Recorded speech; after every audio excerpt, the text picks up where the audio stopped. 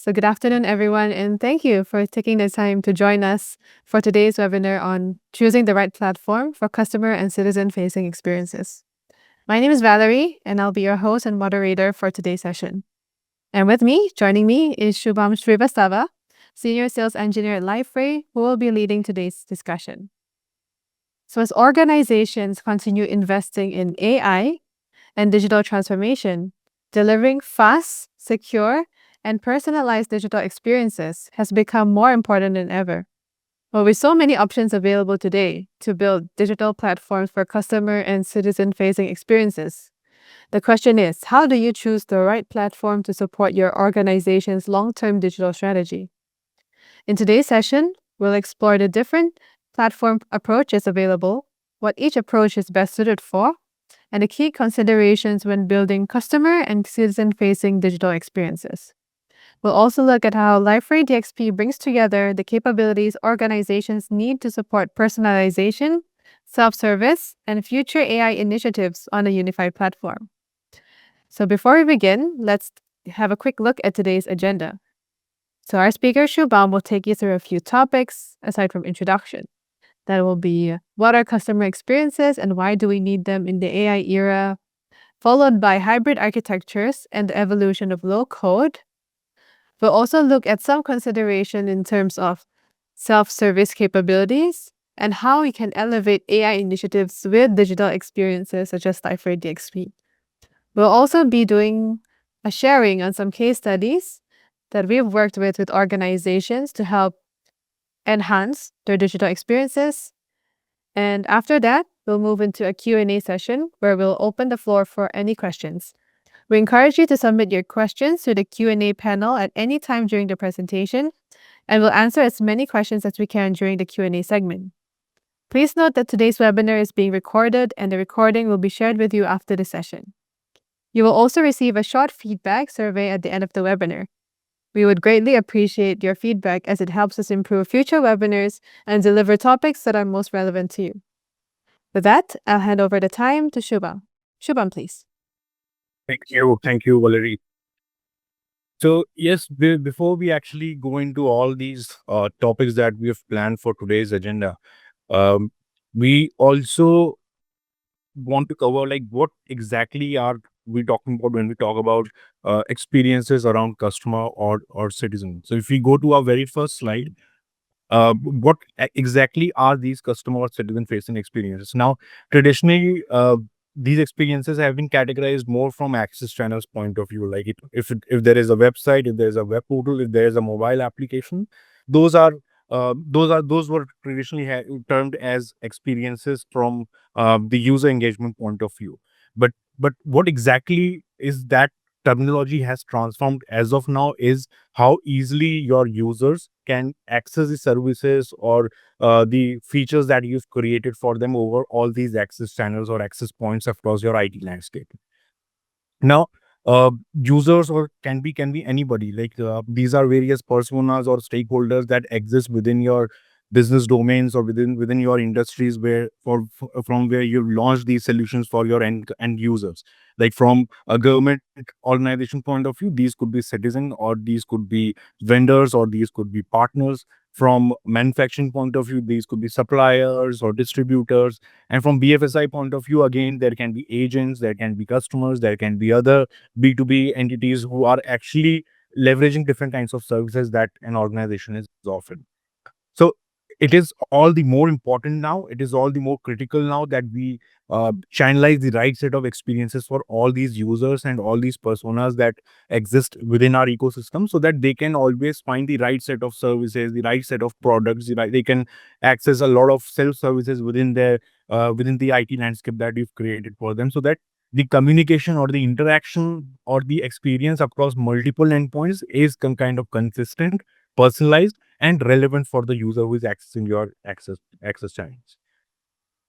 And in this age, when all these a lot of experiences, a lot of initiatives are driven via your frontier data models or foundational data models or even agents that you've created on top of them, it is all the more critical to finalize the right set of product, the right set of framework, the right set of technologies, so that you can create a future ready experience for all the different kinds of users. And that is exactly what we are covering in the next slide, where we dwell into like what is the need for digital experiences or customer facing experiences in today's era, in the era of AI, when a lot of experiences are driven via AI.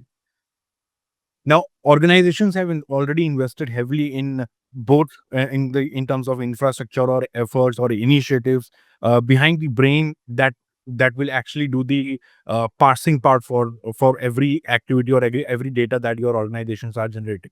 So your organizations might be exploring a lot of initiatives around the LM models, or maybe creating their own frontiers or foundational data models, or maybe governing all the experiences around the agentic experience.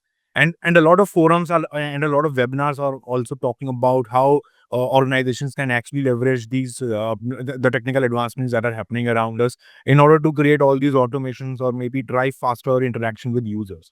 Now, in this webinar, what we are also going to cover as an extended topic is uh, the revolution that we are talking about by involving the LM models or agents in our IT systems is usually incomplete when there is no segment layer to channelize the output of all the data or all the interaction that your LM models are doing. You might have a very mature model working behind the scenes, working with your data, with your systems, with your interaction points or access channels. But if you're not able to deliver the end result to your users, like the personas that are there, then maybe that journey can be a bit incomplete.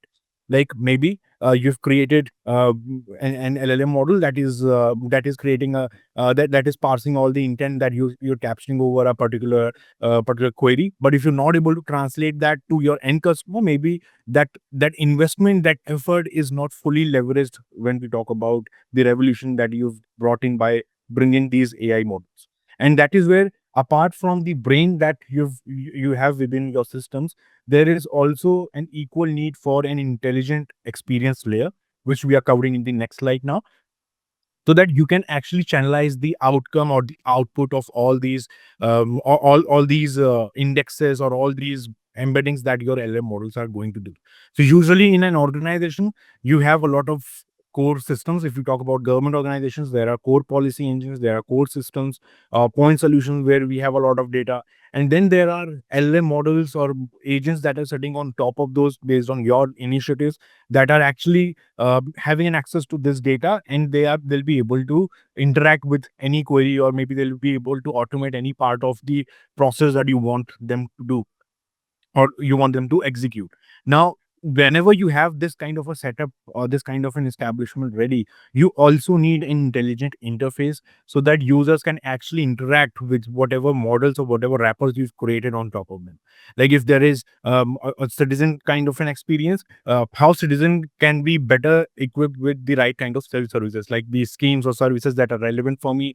If I'm talking about, if we talk about from the manufacturer point of view, how their requests or how the services can be altered based on the kind of requests that are there, and how easily we can, the data that we're capturing at your experiences layer can be channelized back into your LM model, so that any tweaks or any improvement in the kind of data that our LM model needs to return back to our intelligent layer can be effectively tuned in at the source of that particular data. And this combination, the brain, which are your systems, and LM models, the experience layer, which can be an intelligent interface, is going to channelize the right set of experience for all the personas or users that exist in your system. That can be citizen, that can be government employees, your own workforce, your own extended workforce, or the end consumers that are there in the form of vendors or customers, or maybe dealers and suppliers that exist in your landscape. So this is why we actually feel that deciding the right set of framework or technology in choosing the right intelligent interface is also as critical as revolutionizing your internal systems with LM models or frontier data models that are there. And usually when we see in these forums, when we talk to customers, or when we see other organizations implementing these kind of experiences, we've categorized so in the next slide, what we'll cover is how actually the current scenario is, what kind of approaches are currently prevalent in the industry, and how we are actually solving those. Now, a few use cases that organizations have built is like they might have created a stakeholder specific portal. Like if there is a citizen, that might be a citizen portal. There might be a unified portal. There might be a supplier or vendor specific portal, so that they can interact with your services. They can raise invoices. They can have access to all the self services that you've created.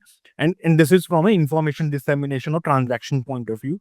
And then when we talk about the self services part, maybe there you've also incorporated a combination of low code engine, so that any application or any process automation that you want to do, you will be able to do that quickly, so that you are equipped with a faster time to go live when it comes to capturing data from your users. And then maybe you can send it back to your LM models for parsing and providing better perspective to the queries that might be there. There also might be a lot of documents, or you might be using an intelligent document management system also, so that you can capture all those documents that are floated around by different systems in your solutions into a single repository, so that there is ease of access of all those documents. There might be knowledge management systems or intranet or digital workspaces as well, for your own employees or for your extended teams. And maybe you've also created some experiences around creating a consolidated integration hub, like maybe consolidating data from a lot of different sources and consolidating all that data into a single visualization layer in the form of a BI, or in the form of an MIS, or some other visualizations that you want for your leadership or for your end users. And then there can also be a B2C or a B2B marketplace, so that users can have access to your catalog of products. They can place orders and go ahead with the buying journey. So these are all different reference cases, use cases, using which you might have created different kinds of experiences for your end users, or for the customers, or stakeholders that exist in your organization. And usually when we talk about these kind of use cases, traditionally there have been a lot of although there have been a lot of thought process, a lot of approaches that might help you to launch these experiences.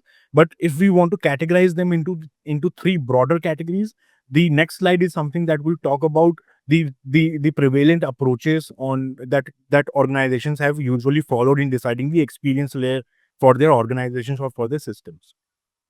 So coming to the next slide, usually the experiences can be driven by a very trendy JS based framework. Like maybe you have experiences on React JS or Angular JS, and then you have mobile applications also using a wrapper application or a React Native or a very specific function or very specific framework that is powered by a CMS, a content management system in the backend, so that all the content modifications and everything is done seamlessly by admins in the backend, and your front ends are displaying the kind of experience in the framework, in the technology that your IT team is well equipped in. And from an application point of view, maybe you've channelized the same experiences using a low code engine, so that and whenever you want to create some applications and backend workflows, or maybe self services utilities for the users, you'll be able to create those applications using a low code engine, so that you can create applications and workflows on a drag and drop basis. And then the third approach has been to use a DXP, a digital experience platform, which is actually a combination of the previous two approaches, where you get an access to both a headless and a traditional content management system to create your experiences here, as well as a low code engine, so that you can also take care of your post login journeys, or your applications, or your workflows that might be there, or maybe create any specific post login experience for your users. So these are the three broader areas, or the broader categories of choices that have been there for organizations when they want to create any kind of an experience layer within their organization. Now, with these three different approaches, the kind of differences we have in the approach is also different. Like when we talk about the first category, where you have a JS, an outsourced presentation layer, and a backend CMS. Usually, the challenges are that whenever a new change needs to be brought into your experience layer, although CMS might be able to incorporate that quite easily, but you still need to have that piece of change incorporated in your presentation layers. So there is still a traditional development and a deployment life cycle still exist in your SDLCs when we talk about the first category of the approach. While the second category of approach, where you want to create applications using just an LCAP, you still don't have a presentation layer at all. You have applications and workflow builders, but you don't have and a media or an orchestration engine, so that the experience can be channelized into an access point. And that is where DXPs have been the preferred choices for organizations, where you get an access to the traditional or the headless presentation layer, as well as the low code engine, so that whenever you're creating your applications or your contents, you still have a very sophisticated way of creating your experiences or your access channels in the form of a portal, or maybe translating the same to an omni-channel kind of an experience. So there are different approaches, and hence there are different pros and cons of using each and every layer, or each and every approach that exists uh, within the fundamental of creating your experiences layer. Going to the next slide. Uh, Now, with all these three broader categories of experiences or approaches that are there has been a newer approach that we've seen gaining a lot of popularity, which is the hybrid architecture. Now, traditionally, you can either use a content management system where the entire experience layer is built on top of that CMS, or maybe you've created a headless CMS layer where the CMS resides in the backend, and front end is your JS based framework where you're connecting via CMS APIs and translating the contents that are there. Now we've also seen customers incorporate a newer kind of an architecture, which is the hybrid architectures. So instead of going a traditional or headless or hybrid, we can go with traditional and headless and hybrid all together. So usually DXPs like Liferay DXP also has got a multi-tenant architecture, wherein maybe some experience layer can be traditional in nature, which means the presentation layers can be built using the CMS platform. Some other presentation layers or access channels can be purely headless in nature from the same platform, because owing to the multi-tenant concept that we have, those can be purely headless in nature. And then there can be a third category or a third tenant of your experience layer or access channel, which can be a combination of traditional and headless, which means the presentation layers entirely, the parent frame can be traditional, and your specific widgets or your specific areas that you want to drag and drop on your landing pages can be purely headless in nature by consuming the backend services in the form of some micro frontends that can trigger independent microservices altogether. So a beautiful combination of traditional and headless also exists, which is now gaining a lot of popularity, because when we talk about some experiences where your marketing team needs to quickly go and change some content, or they need to create a new campaign or a new banner that needs to be there, it needs to go live on your experience layer, maybe those experiences can be traditional in nature, built on CMS, so that marketing team has got all the flexibility in launching those hyper personalized nuggets. And maybe the backend interfaces, where maybe you have some applications, some dashboards, or some very personalized calculators, or other areas that needs to be there from a very specific point of view. Those can be micro front ends and incorporated into the same landing pages that you've created using your CMS. So this helps. This is a win-win situation for both teams, both for the marketing team as well as your core teams, so that they can easily launch, and they can find a midway in between traditional and headless, so that they can launch their own desired set of deliverables using the same platform, using the same concept, using a multi-tenant frame. So this is one model that is now gaining a lot of popularity. And when we talk about the post-login experiences or self-services, we'll first talk about the evolution of low code in the coming slide. In the next slide, we'll talk about what like now we have a lot of agents developing a lot of code. Developers are doing vibe coding, and then there is a vibe code engineering, and it all opens up a different kind of a Pandora box for us. But still, if we talk about how we stand as of now, the story goes back into 1980s, when there used to be RADs, the rapid application development frameworks, that helped IT teams to quickly prototype a specific use case or a specific application, so that the end result can be a bit visualized before we are actually moving on to your SDLC or the software development lifecycle. And the term low code actually got coined in 2014 by Forrester, where we had these RADs a bit more automated, so that the IT teams can start developing the applications on their own. So it was a step ahead than just being a prototype, where users or developers can still create applications, working applications using these products. And in 2020s, we've seen a wave of completely democratizing the development using these low-code platforms. So now the idea was that using low code engines. It's not just the developers who are going to do faster code.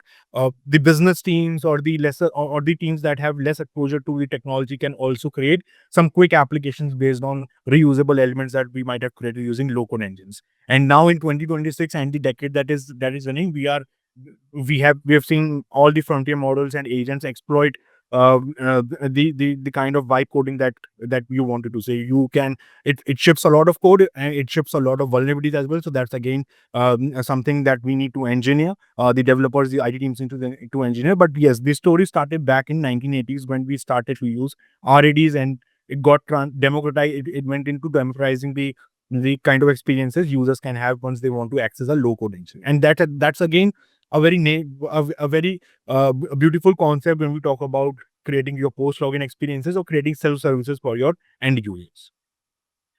Now, in the next slide, using these low code engines, you can always create wrappers using AI agents or LM models, so that even low code engines can perform or create applications faster using some batch processes, some APIs that usually LCAPs provide, or and so on. So it's just a matter of how we actually want the execution to be. But yes, when we talk about self services, now services can be a lot of things to a lot of industry or a lot of persona. So if we go to the next slide, when we talk about a citizen specific use case, like maybe there is a citizen who needs to access their own services, like applying for a birth certificate, or maybe paying some dues, or maybe applying for a new license or a new connection, and those kind of things. So these citizen services can also be channelized using your low code engines. There can be an experience layer where user citizen can go and log into, and they can see all these services that they've already availed, and then maybe all the newer services that are relevant for them. Well, if you go to the next slide, there can be an experience layer for banking, where users or customers can actually do the servicing part of their financial services. You can do an upselling there, and maybe they can explore other banking products and apply for newer financial tools or financial products that might be there.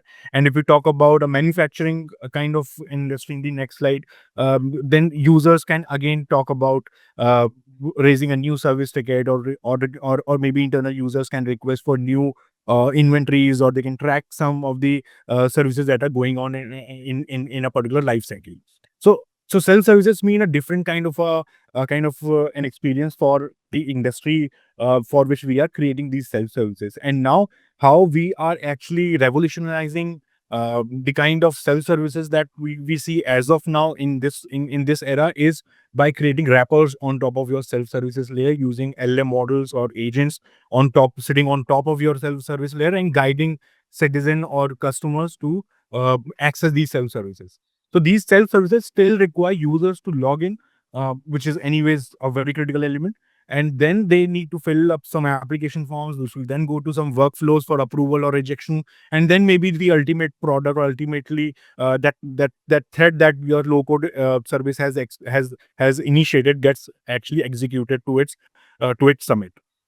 Now, how this experience is going to be channelized or transformed using AI is what we are covering in the next slide, wherein instead of filling up some manual application forms, if we go to the next slide, we can always create wrappers using any AI model that we might have. So it's kind of an LLM model wrapper that we've created on top of the experience layer that you've already built, so that you can faster automate the kind of experiences that are there. So if we go to the next slide, instead of manually filling up an application form, there can be now a conversational bot wherein users can ask for something that is again an RAG that can be there. But still, if you consider from an employee portal point of view, an internet, if I'm an employee and I want to apply for a leave for a couple of days, I can go to my internal systems and choose the start date, from date, fill up the mandatory details, and then a workflow is going to be initiated. But now how that entire experience can be completely transformed is via bot. I can talk to a bot. I can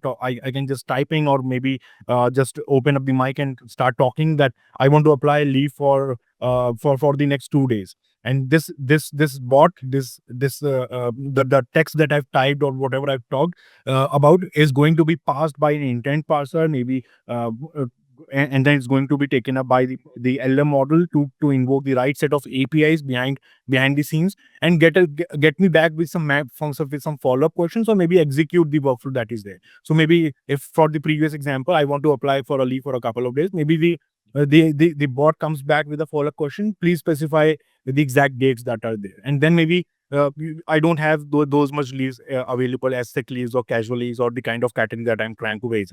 So auto tagging, auto categorization, and then automatically and dynamically assigning the right set of workflows. Maybe my manager is out of office, and there is another one who is taking charge for on his behalf. So these kind of decision makings, although traditionally have been incorporated by your LCAPs, but can be made more faster using these LM models. And we've seen increasing number of SaaS products and other OEMs launch their CSRs and their help centers purely driven by AI agents or frontier data models that will execute the same request but at a faster pace. So these are the two revolutions again that are shaping the kind of experiences we are creating for our end users or our end consumers that exist in our systems. Now, going to the next slides, we'll also talk about what actually is elevating these kind of transformations or these kind of revolutions. So you can name it anything you want. Maybe it's a bot, maybe it's a conversational mechanism that you've created, but the fundamental element behind these kind of conversations or these kind of cross connections between multiple systems is MCP. Now, MCP stands for Model Context Protocol, as you might already know, and it's a very industry standard way of consolidating a lot of interactions happening with a lot of systems. So there can be your HRMS, maybe from an employee point of view, it can be an HRMS, then you might have your leave applications, you might have your appraisal systems, and maybe other systems that are there, which can talk to the experience layer where you are capturing the exact data from your end users, which can be a bot or an application form, which can talk to your LLM model. So maybe there is an LLM model that you've created, which can trigger a different kind of an agent, which can trigger a different agentic process in your systems. So MCP is something that helps us create or kind of elevate these experiences that we want to build for our users. This can also be taken care, but this can also include creating a very robust search engine kind of a thing, so that maybe you have a lot of action items on email, on Jira, on Confluence, on your internal Slacks, and those kind of things. Maybe this bot that we've created can, via MCP enablement, can talk to all these different systems coupled by the intent parser that LM models usually bring in, or maybe executing something via agentic AI driven process, and all this interaction happens on a single screen in a very crisp kind of manner. So a very minimal information on a particular screen size is one trend that we've seen in gaining increasing popularity by going minimalistic, or with that slogan like being having less is having actually more. So this is the fundamental building block behind transforming all our experiences, which is using an MCP, using a hybrid architecture coupled with low code engine to elevate your AI experience or to leverage your experiences for your end users and end customers better.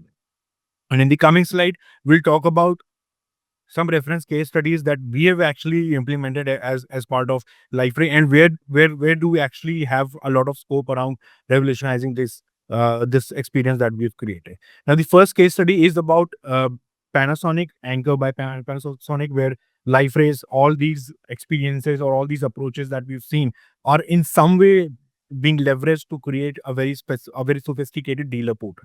Now, earlier they used to have a very manual driven process. They used to have a lot of dealers, and they used to have a very specific point system as an ERP solution and core policy systems as well, so that they can launch dealer specific services and the policies that are there in their organization. So what we've done is we've created a wrapper on top of everything. We've created a wrapper where dealers can, using Lifeway as the underlying platform, we've created this wrapper where dealers can log in. There is a very secure multi-factor authentication in place, and then we are giving them a very crisp view of all the interactions that are happening with these dealers in the form of some dashboards and some export to Excel reports and those kind of MIS and analysis. And then we have given them a lot of self services so that they can actually interact with the ERP systems without actually having the pain to go to a different system and log into an ERP and access a lot of information just for a few use cases. So this is one self service component that we've created using the power of Liferay's headless capabilities, as well as the low code engine that is a part of our system. Now, this experience again can be channelized, can be completely transformed using the AI concept that we were talking in the earlier slide. And a kind of a different use case that we've done for Zane is the implementation of a digital commerce for the organization. They have around 70K SKUs and 3 million plus subscriber base and still counting. And the kind of efforts that were there in order to change anything in their catalogs or change anything in their product specifications or the product information that they have used to be following a very traditional development and a deployment life cycle along with a scheduled downtime. Now with Liferay, because there is a commerce engine, a low code commerce engine also that is built in within the platform, they're easily able to go live with the right set of catalogs and products. Any product change, any category change, like maybe a product needs to be moved through the category tree that you've created, it can be done easily now without any kind of a downtime. So that's again one good use case that we have done, a case study that is there for us for in the form of Zane. And then the third case study is a government customer, again BSES, where we have created a citizen portal, a citizen specific information dissemination website, and again a wrapper application on top of the government's ERP that is existing behind the scenes. So here again, citizen can go and log in to a very secure portal, and they'll be able to apply for a new connection. They'll be able to submit some grievances. They'll be able to pay for their bills that is there.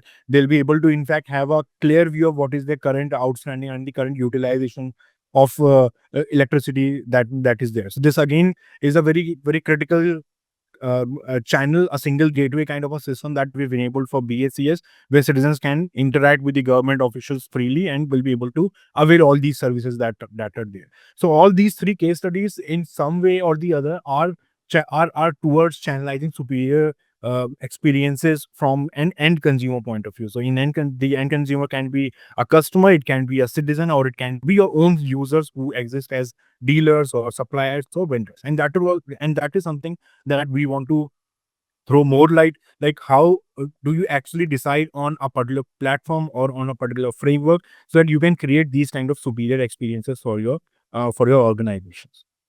We're going to the next slide.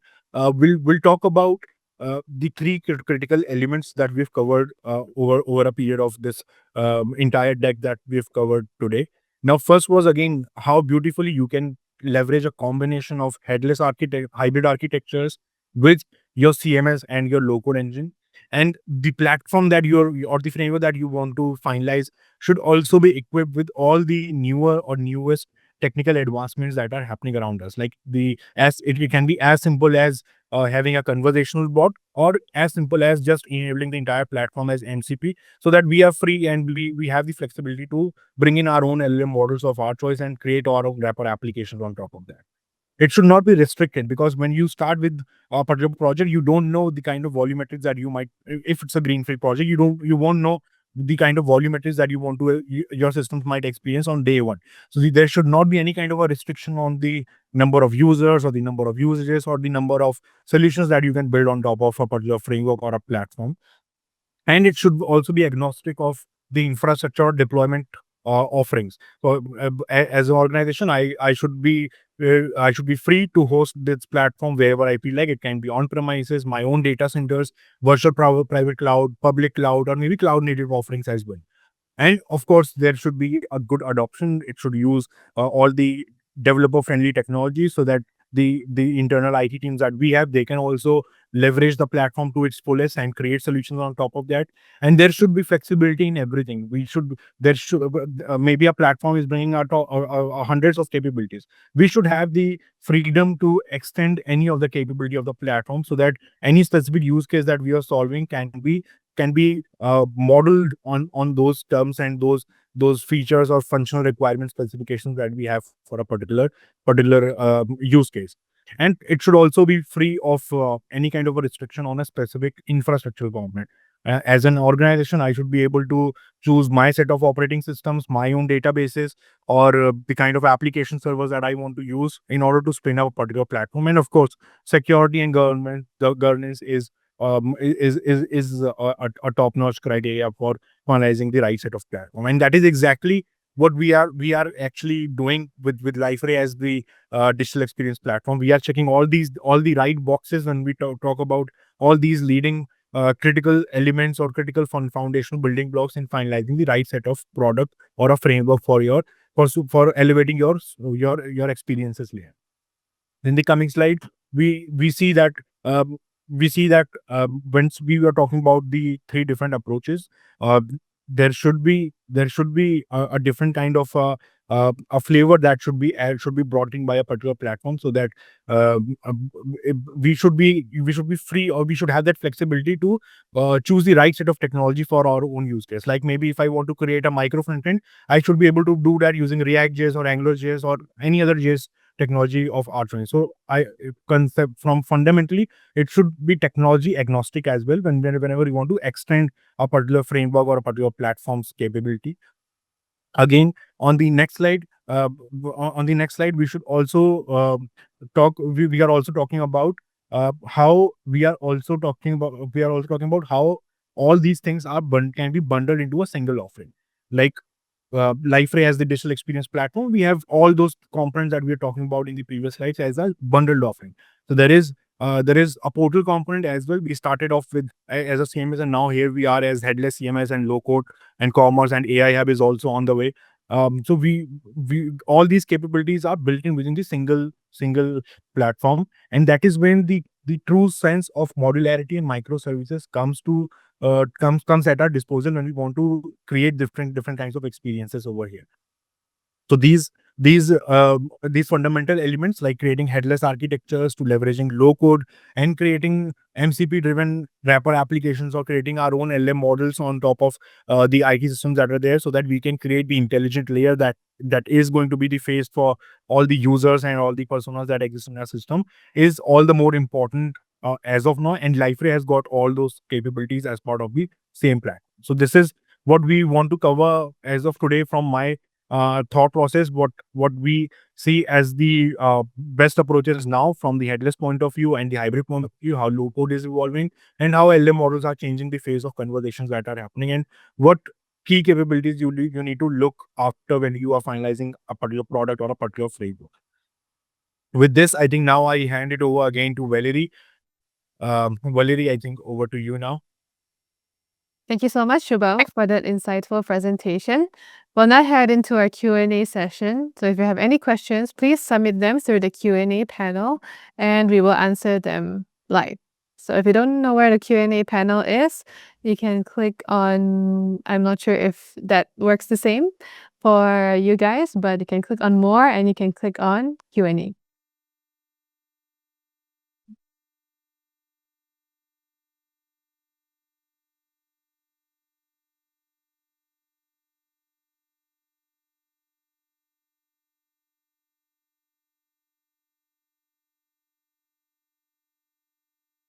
Here we have a question in the chat box. So thanks, Mitesh. So the question is how costing and license model works with AI.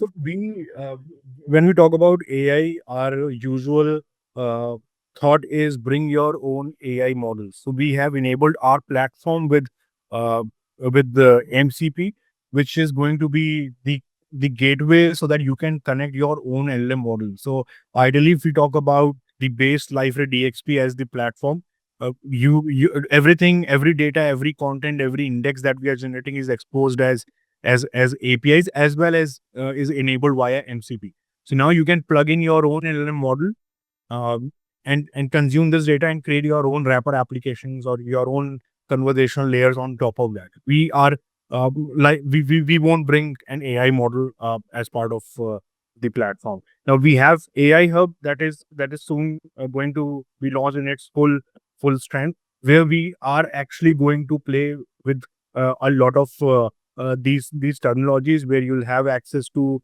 a low code engine so that you can create your own LM models. Yeah, that is what I'm talking about.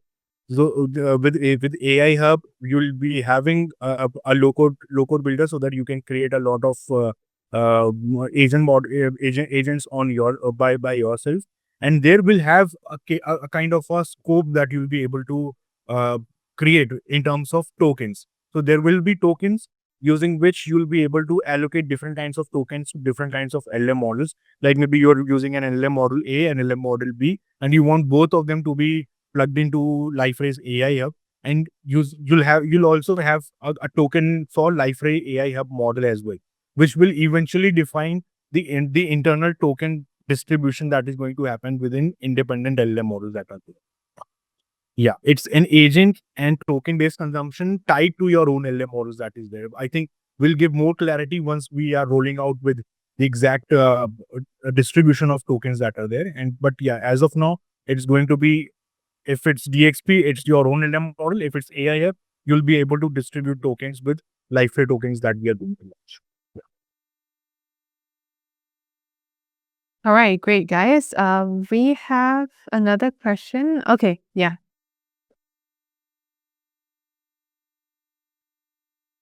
We have time for one more question in case you guys have some final questions that you'd like to ask.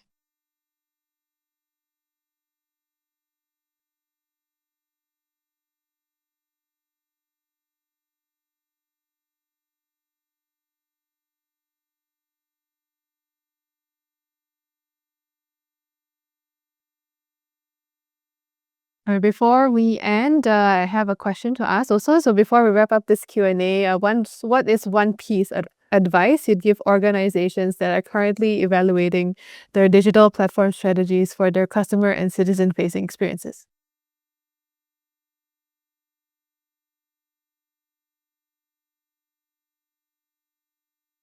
Well, can you please come again? Right. So what is one piece of advice that you'd give organizations that are currently evaluating their digital platform strategy?